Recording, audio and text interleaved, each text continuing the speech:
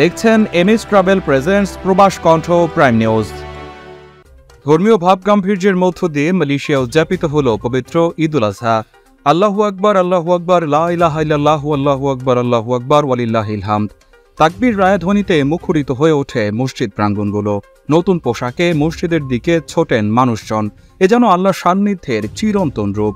এবছর বাংলাদেশ ও মালয়েশিয়া একই দিনে ঈদুল আজহা উদযাপন হচ্ছে।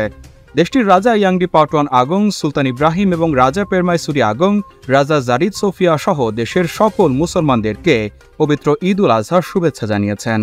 সূর্য ওঠার আগেই জাতীয় মসজিদ নেগারা এবং পুত্রাজায়ের মসজিদ পুত্রা কানায় কানায় পরিপূর্ণ হয়ে যায়। সেখানে নামাজ পড়তে আসা মালয়েশিয়ানদের পাশাপাশি বাংলাদেশ, পাকিস্তান, ভারত, ইন্দোনেশিয়া সহ অন্যান্য দেশের অভিবাসী নাগরিকরাও ছিলেন।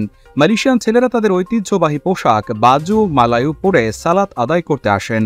সোমবার রাজধানী কুয়ালালামপুরের জাতীয় মসজিদ নেগারায় এবং পুত্রাজায়া মসজিদ পুত্রায় মালয়েশিয়ার স্থানীয় সময় সকাল 8:30টায় সবচেয়ে বড় জামাত অনুষ্ঠিত হয়েছে।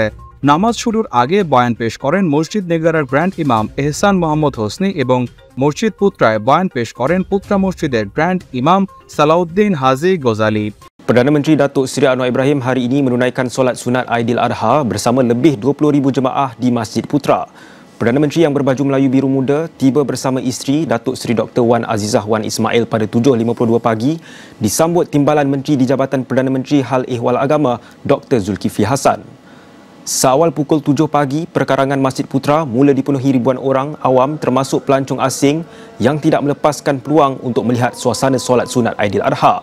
মালয়েশিয়া প্রবাসীদের জন্য প্রতিদিন দারুণ সব অফারে বিমান টিকিট দিচ্ছে MH global travels. Dhaka, Kuala Lumpur, Dhaka সহ বিশ্বের যে কোনো গন্তব্যে সুলভ মূল্যে আপনার টিকিটটি পেতে আজই চলে আসুন কেএল মোনোরেল সেন্ট্রাল এর পাশে এনিউ সেন্টার বিল্ডিং এর অপোজিটে, অথবা কল করুন স্ক্রিনে দেওয়া নম্বরে। আমাদের কাছে কল করুন, ঘরে বসে টিকিট কাটুন। এদিকে মালয়েশিয়ার বিভিন্ন শহরে ঈদুল আজহা উদযাপন করেছেন প্রবাসী বাংলাদেশিরা। হাংতোয়া মসজিদ আল বুখারি, মসজিদ জামেক, তিতিওয়াংসা বাইতুল মোকাররম, কোতারায় বাংলা মসজিদ, সুবাংজা বাংলা মসজিদ, ক্লাং, পেনাং, সুঙ্গাইবুলো, সেলায়াং, পাসার পোচং, মেলাকা, জোরবারুতেও ঈদের নামাজ আদায় করেছেন প্রবাসী বাংলাদেশিরা। বিদেশে থাকলেও তাদের মন পড়ে আছে সেই বাংলাদেশে। তাদের কাছে ঈদ মানে বিদেশে বসে দেশের স্মৃতিচারণ। নামাজ শেষে ঈদ সেলফির পাশাপাশি মোবাইল ফোনে দেশের প্রিয়জনদের সঙ্গে ঈদ শুভেচ্ছা বিনিময় করেন প্রবাসীরা। তবে অনেক প্রবাসী ঈদের দিন ছুটি না পাওয়ায় কাজ করছেন বলেও জানা গেছে। প্রবাস কণ্ঠ নিউজ ডেস্ক।